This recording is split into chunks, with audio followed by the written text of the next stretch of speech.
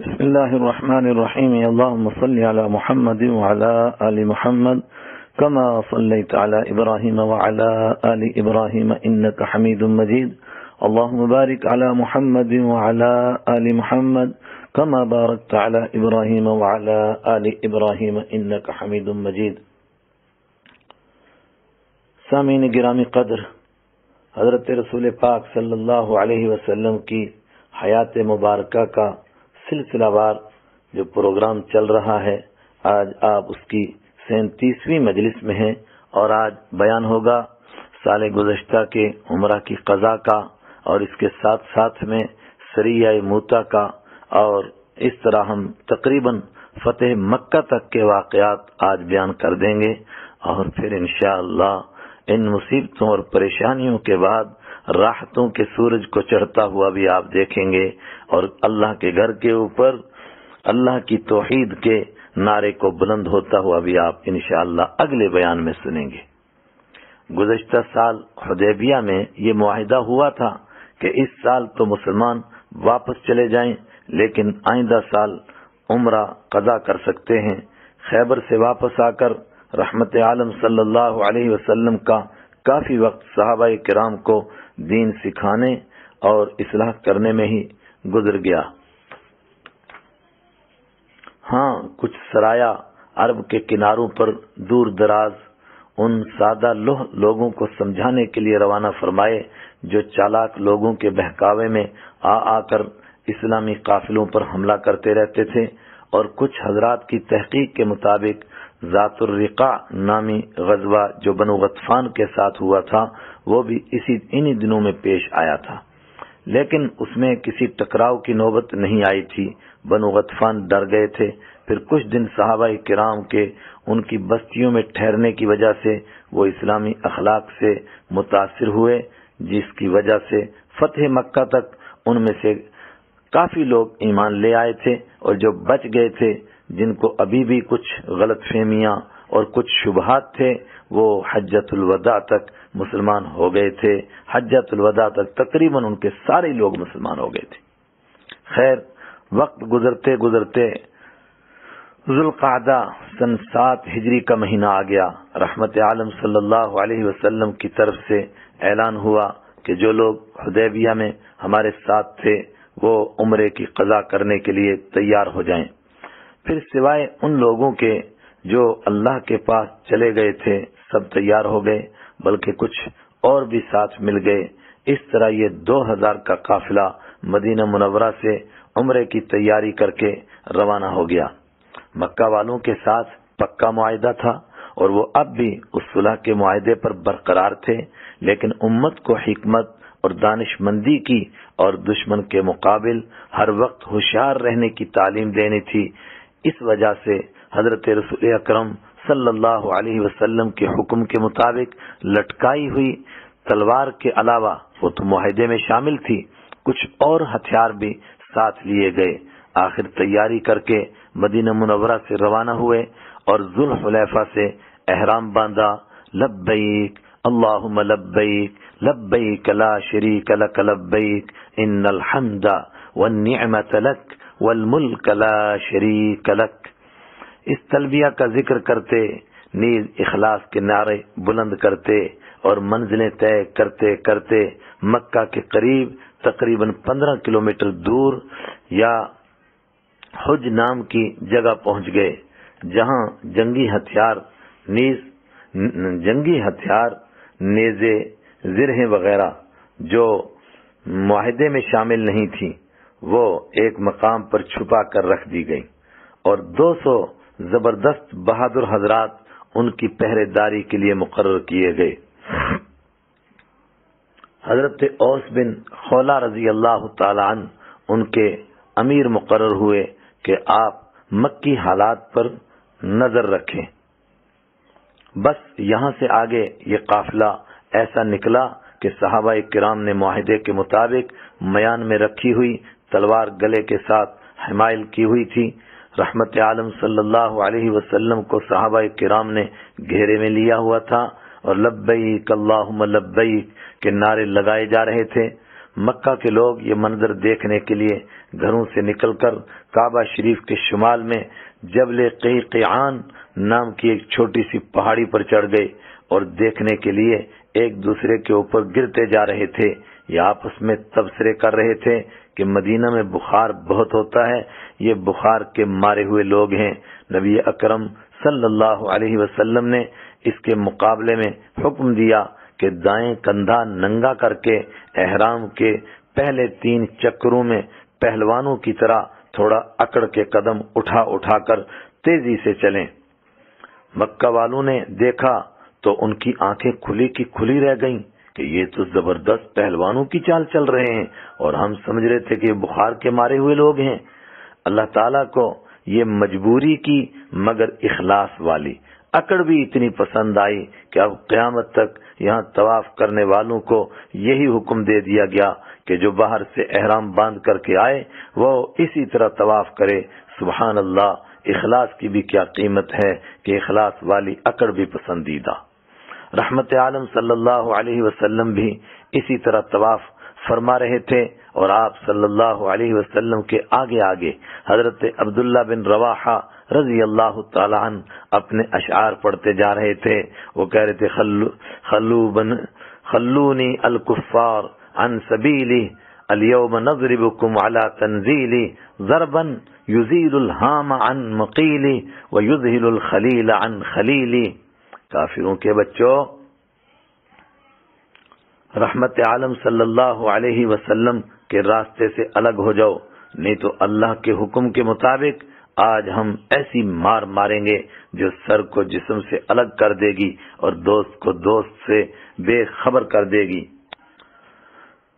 حضرت عمر رضی اللہ تعالی عنہ نے سن کر فرمایا، ابن رواحہ، آپ حضور صلی اللہ علیہ وسلم کے آگے آگے حرم میں، آپ حضور صلی اللہ علیہ وسلم کے آگے آگے حرم میں شعر پڑھ رہے ہو؟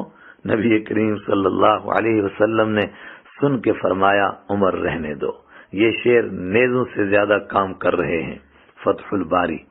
صحابہ کرام نے کئی سالوں کی تڑپ پوری کی اور دل بھر کے طواف کیے، نفل پڑھے، دعائیں مانگی۔ مکہ کے لوگ یہ منظر اپنی آنکھوں سے کہاں دیکھ سکتے تھے، اس وجہ سے مکہ کے اکثر لوگ شہر خالی کر کے دائیں بائیں پہاڑوں پر 3 دن تک رہے۔ رحمت عالم صلی اللہ علیہ وسلم نے عمرہ سے فارغ ہو کر کچھ حضرات ہتھیاروں کے پہرے کے لیے یا حج جگہ بھیج دیے، پھر وہاں کے ساتھیوں نے بھی آ کر عمرہ کیا۔ 3 دن پورے ہونے کے بعد مکی لوگ حضرت علی رضی اللہ تعالیٰ عنہ کے پاس آئے کہ شرط کے مطابق 3 دن ہو گئے ہیں، اب محمد صلی اللہ علیہ وسلم کو کہہ دو کہ شرط پوری ہو گئی ہے، اب مکہ سے چلے جاؤ۔ رسول پاک صلی اللہ علیہ وسلم وعدہ پورا کرتے ہوئے اسی وقت مکہ سے روانہ ہو گئے۔ تیسرے دن صبح صبح نبی اکرم صلی اللہ علیہ وسلم مکہ سے نکل ہی رہے تھے کہ حضرت حمزہ رضی اللہ تعالی عنہ کی ایک چھوٹی صاحبزادی حضرت امامہ رضی اللہ عنہا، جو اب تک مکہ میں ہی تھیں، چاچا چاچا کہتی پیچھے دوڑنے لگیں۔ اس سے سب کو حضرت حمزہ رضی اللہ تعالیٰ عنہ کی یاد تازہ ہو گئی اور پرانے زخم ہرے ہو گئے۔ حضرت علی رضی اللہ عنہ نے آگے بڑھ کر ان کو اپنے کندھوں پر اٹھا لیا، لیکن حضرت علی رضی اللہ عنہ کے بھائی حضرت جعفر رضی اللہ عنہ اور حضرت زید رضی اللہ عنہ، ان دونوں نے بھی رسول پاک صلی اللہ علیہ وسلم کی بارگاہ میں درخواست کی کہ یہ بچی ہمیں عنایت فرما دی جائے، ہم اس کی پرورش کریں گے۔ تینوں حضرات کی دلیل بہت پختہ تھی، ہر ایک نے اپنی اپنی دلیل پیش کی، لیکن آپ صلی اللہ علیہ وسلم نے حضرت جعفر رضی اللہ تعالی عنہ کے حق میں فیصلہ کرتے ہوئے فرمایا، چونکہ حضرت امامہ کی خالہ حضرت جعفر کے نکاح میں ہیں، اس لیے ان کے حق میں فیصلہ کیا گیا، اور اسی موقع پر ارشاد فرمایا، خالہ ماں کی جگہ ہوتی ہے۔ بخاری حدیث نمبر 4251۔ سبحان اللہ، یہ بھی ایک لڑائی تھی، ذرا موازنہ کیجئے، یہ بھی ایک لڑائی تھی جو یتیم بچی کو اپنی پرورش میں لے کر نیکی کمانے کے لیے لڑی جا رہی تھی۔ اس کے مقابلے میں ان لڑائیوں پر بھی غور کیجئے جو یتیموں کے مال پر قبضہ کرنے کے لیے کی جاتی تھی، اور اپنی لخت جگر کو زندہ دفن کرنے کا وقت بھی یاد کیجئے، اور آج کے اسقاط وغیرہ انسانیت کش طریقوں کا بھی تصور فرما لیجئے۔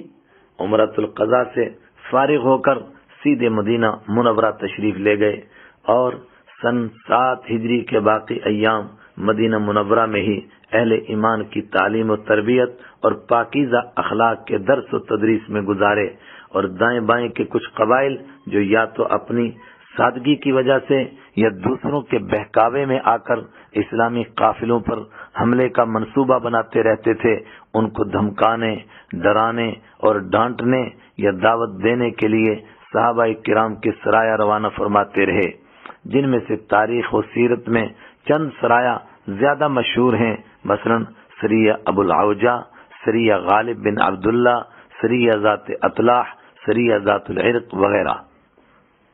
موتا کی جنگ یہ ایک اہم مسئلہ۔ حضرت رحمت عالم صلی اللہ علیہ وسلم نے جس وقت دنیا کے بادشاہوں اور سرداروں کی طرف خطوط روانہ فرمائے، ہم نے تو ان میں سے صرف 8 خطوں کا تذکرہ کیا جو زیادہ مشہور ہیں۔ ان میں ایک خط شام کے علاقے بصرہ کے سردار اور چودھری شرجیل بن عمر غسانی کی طرف بھی لکھا تھا، جو روم کے بادشاہ ہرقل کی طرف سے موجودہ اردن کے علاقہ بصرہ یا بصرہ، بلقا، موتا وغیرہ کا گورنر تھا۔ یہ خط حضرت حارث بن عمیر رضی اللہ عنہ لے کر گئے تھے۔ اس ظالم نے اسلام تو قبول نہیں کیا، یہ اس کا اپنا فیصلہ تھا، اور بھی کئی بادشاہوں نے اسلام قبول نہیں کیا تھا، لیکن اس ظالم نے یہ عجیب ظلم کیا کہ حضرت حارث بن عمیر رضی اللہ تعالیٰ عنہ کو دھوکے سے بہت مضبوطی سے باندھ کر بہت بے دردی سے شہید کر دیا۔ حالانکہ قاصد کو دنیا کے کسی بھی قانون کے مطابق قتل نہیں کیا جاتا، اس طرح تو دنیا میں کوئی کسی پر بھروسہ ہی نہیں کر سکتا۔ رحمت عالم صلی اللہ علیہ وسلم کو جب اس کا علم ہوا تو بہت غمگین ہوئے۔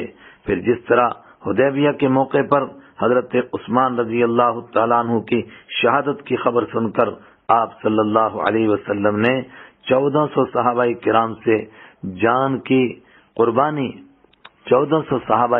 سے جان کی قربانی پر بیعت لی تھی، اسی طرح حضرت حارث رضی اللہ عنہ کے بارے میں بھی فرمایا کہ اگر ان کے قتل پر ہم ایسی چپ چاپ بیٹھے رہیں گے تو دنیا کا امن و امان خطرے میں پڑ جائے گا، ہمیں ضرور ایسے ظالموں کو سزا دینی چاہیے۔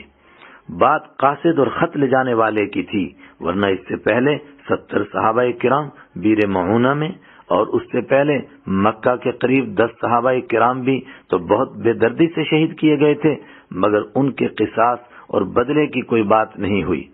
خیر، نبی کریم صلی اللہ علیہ وسلم نے 3000 صحابہ کرام کا ایک لشکر تیار فرما کر جمادی الاولیٰ سن 8 ہجری میں روانہ فرمایا۔ اس علاقے کی طرف اس سے پہلے بھی سریے بھیجے گئے تھے، لیکن اس بار ایک خاص بات یہ تھی کہ لشکر کے یکے بعد دیگرے، یعنی ایک کے بعد دوسرے 3 امیر بنائے گئے، اور رحمت عالم صلی اللہ علیہ وسلم نے فرمایا پہلے حضرت زید بن حارثہ تمہارے امیر ہوں گے، اور اگر یہ شہید ہو گئے پھر حضرت جعفر بن ابی طالب رضی اللہ عنہ امیر ہوں گے، اور اگر یہ بھی شہید ہو جائیں تو پھر حضرت عبداللہ بن رواحہ رضی اللہ تعالیٰ عنہ تمہارے امیر ہوں گے، اور اگر ان کو بھی شہادت نصیب ہو گئی تو مسلمان مشورے سے خود اپنا کوئی امیر چن لے۔ ایک روایت میں ہے کہ ایک یہودی عالم نے یہ بات سن کر کہا یہ تینوں یقیناً شہید ہوں گے، کیونکہ جب بھی نبی اس طرح کی بات کرتے ہیں وہ وحی کے مطابق ہی کرتے ہیں، پھر ایسا ہی ہوتا ہے۔ اس سے معلوم ہوتا ہے کہ یہودیوں کے ہر شخص کو معلوم تھا کہ محمد عربی صلی اللہ علیہ وسلم اللہ کے نبی ہیں، مگر ضد کی وجہ سے مانتے نہیں تھے۔ یہ 3000 کا لشکر مدینہ منورہ سے روانہ ہوا۔ غزوہ خندق کے بعد یہ سب سے بڑا اسلامی لشکر تھا۔ نبی اکرم صلی اللہ علیہ وسلم ان کو الوداع کرنے کے لیے کافی دور ثنیۃ الوداع تک خود تشریف لے گئے، اور مسلمانوں کی بھی بڑی تعداد وہاں تک ساتھ گئی۔ روانگی پر کچھ خاص ہدایات۔ بے شک اس لشکر کا اصل کام قاصد کے قاتلوں اور ظالموں کو سزا دینا تھا، لیکن ہماری ساری محنتوں اور ساری جدوجہد اور ساری کوششوں کا اصل مقصد اللہ تعالیٰ کے دین کو اس کے بندوں تک پہنچانا ہے۔ اس لیے حکم ہوا کہ سب سے پہلے آپ حضرات وہاں جائیں جہاں حضرت حارث رضی اللہ تعالیٰ عنہ شہید ہوئے ہیں، پھر وہاں کے لوگوں کو دین کی دعوت دیں۔ اگر وہ اللہ کا دین اسلام قبول کر لیں تو بہت اچھی بات ہے، اور اگر وہ دعوت قبول نہ کریں اور جنگ کے لیے آمادہ ہو جائیں تو خیانت اور غداری نہیں کرنا، کسی بچے، بوڑھے اور عورت کو قتل نہیں کرنا۔ نیز جو مذہبی لوگ دنیا چھوڑ چھاڑ کر مذہبی مقامات پر بیٹھ جاتے ہیں ان پر بھی ہاتھ نہیں اٹھانا، کھجور اور کوئی دوسرا ہرا درخت نہیں کاٹنا، اور نہ کوئی گھر گرانا، اور نعوذ باللہ کسی گھر کو آگ لگانا ہے، یہ تو کوئی سوچ ہی نہیں سکتا ہے۔ لشکر روانہ ہونے لگا، لوگوں نے بلند آواز میں دعائیں دیں، جاؤ اللہ آپ حضرات کو خیریت سے لے جائے، اللہ آپ کی مدد کرے اور خیر و غنیمت کے ساتھ اللہ آپ لوگوں کو واپس لائے۔ یہ سن کر حضرت عبداللہ بن رواحہ رضی اللہ تعالی عنہ نے بڑے درد بھرے اشعار پڑھے کہ مجھے تو اللہ کے راستے سے واپسی نہیں بلکہ بخشش اور ایسے زخم کی امید ہے جس کی جھاگ چڑھ جائے، یا ایسے نیزے کا زخم لگے جو میری انتڑیوں اور کلیجے سے پار ہو جائے۔ اللہ تعالیٰ کے راستے میں قربانی کا یہ جذبہ لے کر یہ مبارک لشکر رسول اکرم صلی اللہ علیہ وسلم کے بہت چہیتے آزاد کردہ غلام حضرت زید بن حارثہ رضی اللہ تعالی عنہ کی قیادت میں روانہ ہوا،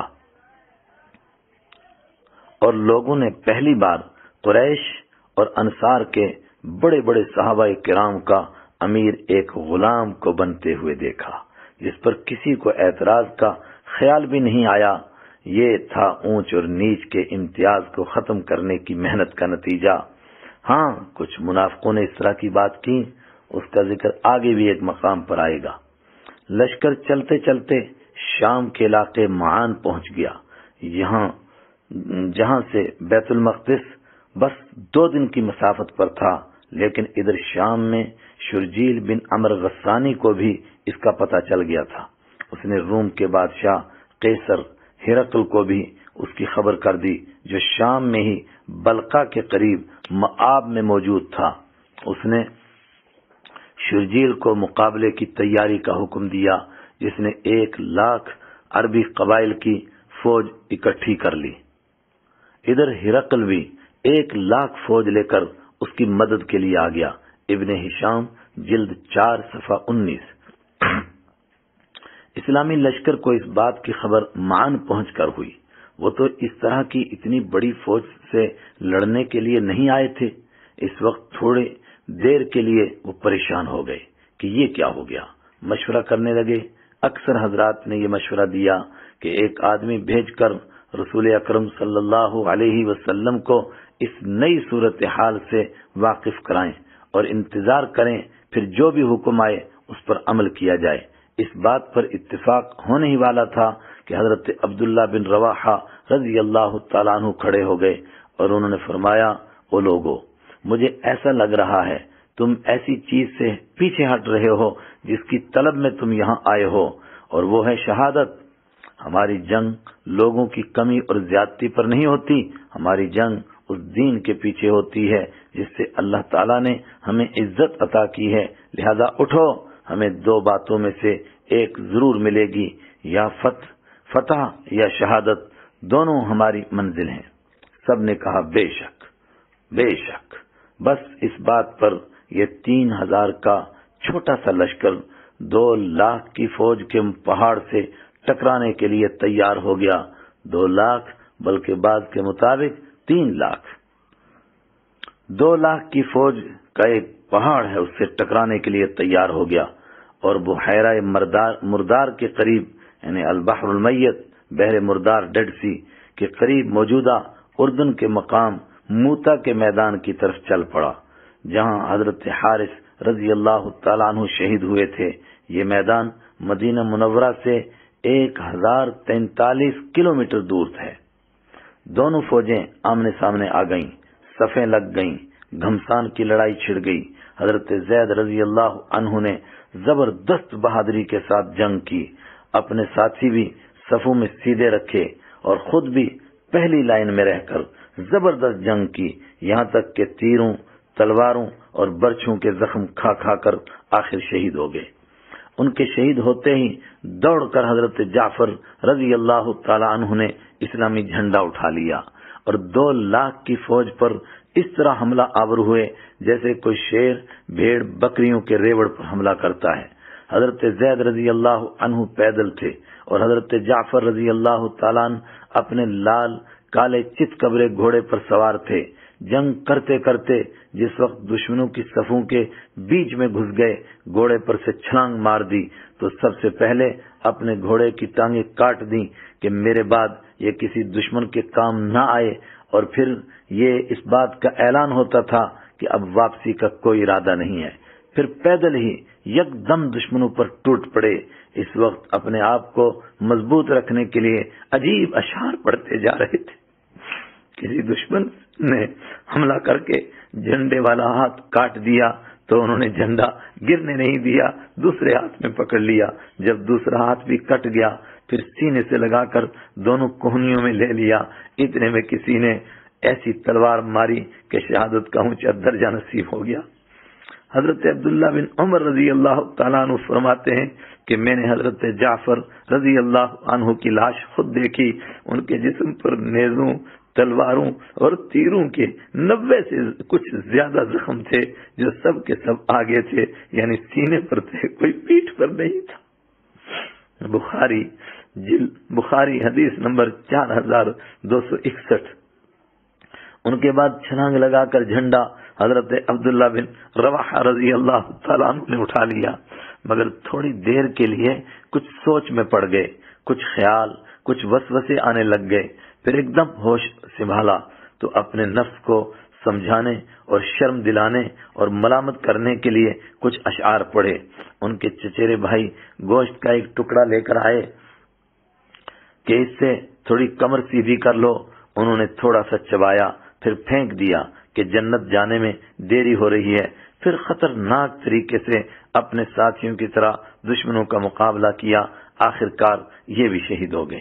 ان کی شہادت کے بعد حضرت ثابت بن ارقم رضی اللہ عنہ نے جھنڈا اٹھایا تو آواز لگائی، مسلمانوں اپنا امیر بناؤ۔ لوگوں نے کہا آپ ہی امیر بن جاؤ۔ انہوں نے فرمایا یہ میرے بس کی بات نہیں ہے، اور یہ بات کہتے ہی جھنڈا حضرت خالد بن ولید رضی اللہ تعالی عنہ کی طرف پھینک کر کہا، خالد تم جنگ کے ماہر ہو، تم امیر بن جاؤ۔ اس پر سارے ساتھیوں نے کہا بالکل صحیح ہے، بے شک بہت اچھا۔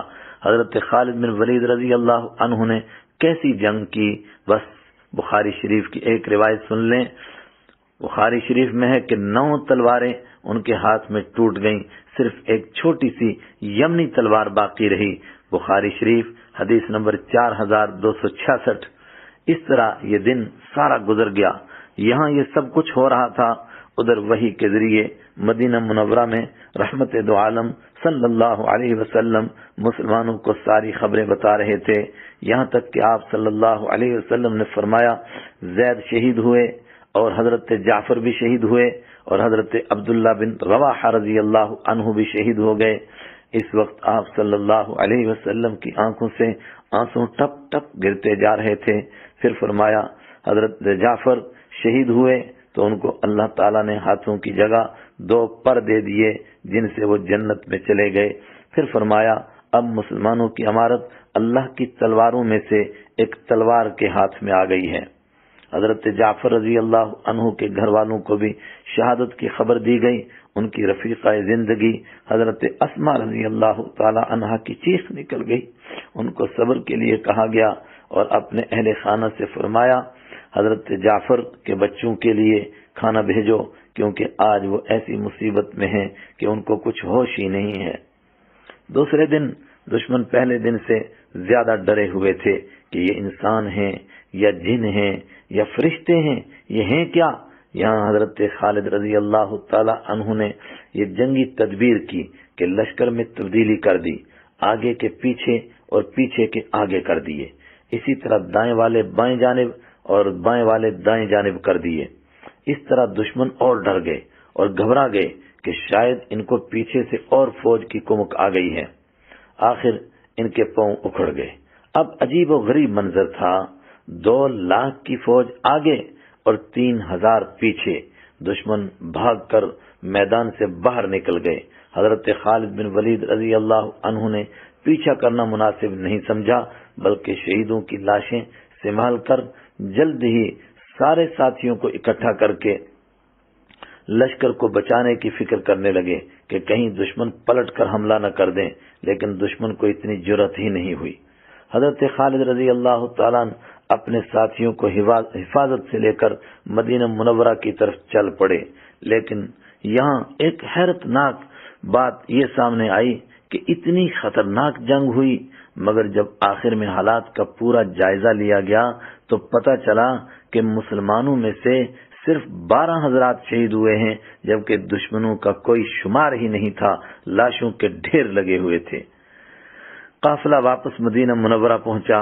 حضرت رحمت عالم صلی اللہ علیہ وسلم اور دوسرے صحابہ کرام استقبال کے لیے کافی دور آگے تک تشریف لائے۔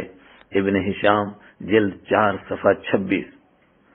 اس جنگ میں ظاہری طور پر لگتا ہے کہ مسلمان اپنے مقصد تک نہیں پہنچ سکے۔ یہ سوچ بالکل غلط ہے۔ یہ تو سوچئے، روم اس وقت روئے زمین پر سب سے بڑی طاقت سمجھی جاتی ہے۔ اس کی 2 لاکھ فوج کے ساتھ اپنے شہر سے 1043 کلومیٹر دور، اللہ اکبر، 3000 کے چھوٹے سے لشکر کا ان پر ٹوٹ پڑنا کوئی مذاق ہے کیا؟ پھر ان کو میدان سے بھگا کر، ان کی لاشوں کا ڈھیر لگا کر، صرف 12 آدمیوں کی قربانی دے کر پورے قافلے کا صحیح سلامت واپس مدینہ منورہ پہنچ جانا کوئی آسان کام ہے؟ اس مہم کا زبردست نتیجہ نکلا۔ آگے رومیوں کے ساتھ جو بھی جنگ ہوئی اور فتح نصیب ہوئی، یہ مہم ان سب کے لیے دروازہ ثابت ہوئی۔ رومی اس جنگ سے کتنے ڈرے، کتنے سہمے، کتنے خوف زدہ ہوئے، اس کا اندازہ اس بات سے لگا سکتے ہیں کہ صرف 1 سال بعد، جس وقت غزوہ تبوک کے لیے حضرت رحمت عالم صلی اللہ علیہ وسلم 30,000 صحابہ کرام کا لشکر لے کر تبوک تشریف لے گئے تو رومی بھاگ کر پہاڑوں بلکہ جنگلوں میں چھپ گئے۔ کوئی ایک بھی مقابلے پر آنے کی ہمت نہیں کر سکا۔ یہ جنگ موتا کا اثر اور یہ اسی کا نتیجہ تھا۔ اسی پر آج کی مجلس ختم کرتے ہیں۔ وآخر دعوانا ان الحمدللہ رب العالمین۔